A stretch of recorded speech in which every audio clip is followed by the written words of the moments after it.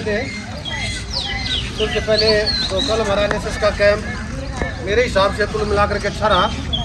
सभी plus two और plus one के जो भी 2-4 विद्यार्थी मौजूद थे उन्होंने अच्छे अनुशासन का परिचय दिया और जिस मकसद के लिए कैंप लगाया जाता है और बच्चों को सिखाने की कोशिश की जाती है उस मकसद में बच्चे खरे उतरे।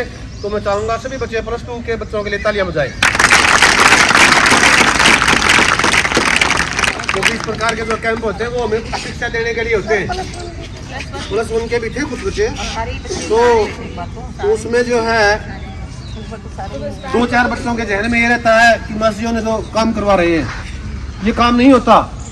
ये जीवन में हम काम करने के लिए सक्षम कैसे बने उसके लिए ये शिक्षा है, शिक्षा का एक हिस्सा है।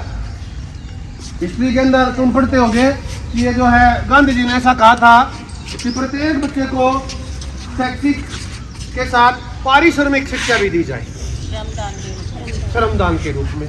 और वो क्या है, ये एनएसएस कैंप हमारा वही है। और प्रत्येक विद्यार्थी को जो है बड़ी खुशी से और चाव से करना चाहिए। कुछ विद्यार्थियों ने अपने स्वास्थ्य को देखते हुए उससे भी ज़्यादा बढ़ चढ़ के कार्य किया है, बहुत ही अच्छा है। और इसी प्रकार से जो है तुम आगे भी कार्य करते रहोगे। और छोटी क्लासेस जो हैं ये भी इनसे सीखे कि जो है स्कूल के अंदर काम किया है, श्रमदान जो दिया है ये काम नहीं है, कोई लेबर नहीं होती, ये अपने जीवन के अंदर शिक्षा का एक हिस्सा है जिसको हम ग्रहण कर रहे हैं।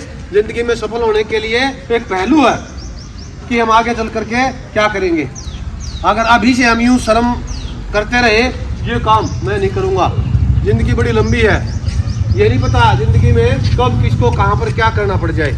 यूँ तो हम एक टारगेट लेकर के चलते हैं, मेरे को ये बनना है वो बनना है, लेकिन फिर भी कुछ परसेंटेज हम जो है उस टारगेट को अचीव नहीं कर पाते। तो उसके लिए हम निरस्त होकर के बैठ नहीं जाते, थक हार के अपने हथियार नहीं डालते, आखिरी पॉइंट तक हम लड़ते हैं। ऐसा ही वाकया कल कैंप में था जिसको मैं थोड़ा सा दोहराना चाहूँगा। कोई भी रेस चल रही है, गेम चल रहा है, तो सबसे आगे तो 1 निकलेगा, 2 इकट्ठे निकल जाएंगे, 3 निकल जाएंगे।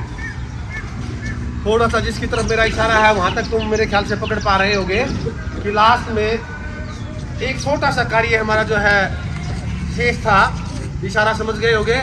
वहाँ पर सिर्फ 5 या 6 विद्यार्थी जो है मुश्किल से जो है रुके हुए थे और उन 5 ने बहुत ही ज़्यादा कार्य किया, बाकी विद्यार्थियों से बढ़कर कार्य किया। तो उनके लिए भी तालियां बजाइए। तो विद्यार्थी समझ गए होंगे मेरा इशारा किसकी तरफ है। तो इस तरह से हथियार हमें नहीं डालने चाहिए, क्योंकि सुबह से ये लगाओ हम 2 घंटे 4 घंटे 5 घंटे तक काम कर रहे हैं, 10 मिनट का काम हमारा बच जाता है। उस 10 मिनट के लिए अगर हम ये कहलवाएं किसी भी टीचर से, दूसरे विद्यार्थियों से, वो पढ़ा उनका अदम पढ़ा है, उन्होंने छोड़ के भाग गए, बड़ा गलत लगता है। फिजिकल वर्क का कृषि के कार्य का देखे तो 6-7 विद्यार्थी जो मेरे को सकल जहन में है बहुत ही अच्छा कार्य किया, उनका पूरे कैंप में पसीना नहीं सूखा।